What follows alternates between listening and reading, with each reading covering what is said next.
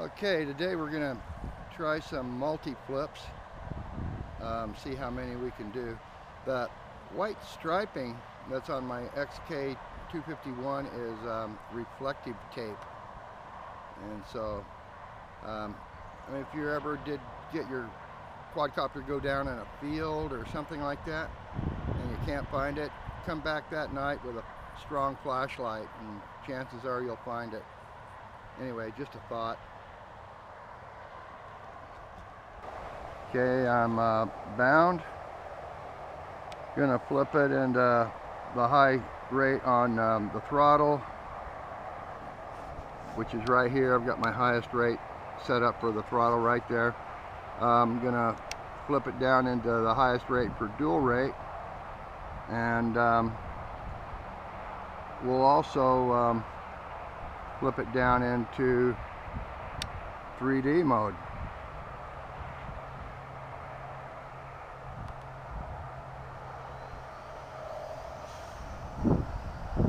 I've got some pretty bad wind, and unfortunately it keeps changing angles on me.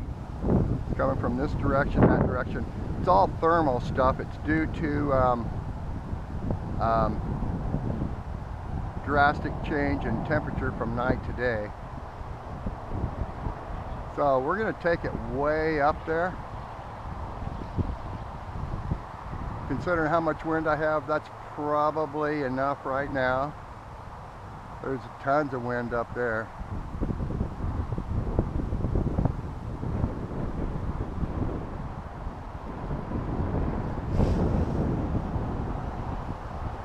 Did you notice how it just regained its same position that it had when I started?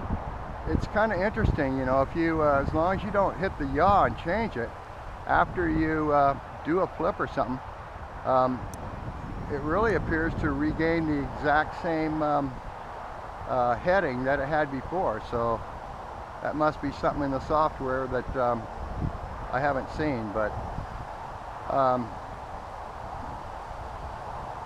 okay, I think I'm gonna go ahead and end this as far as multi-flips go, because oh my gosh, it's the wind is really picking up, and you know, I don't want to lose this one.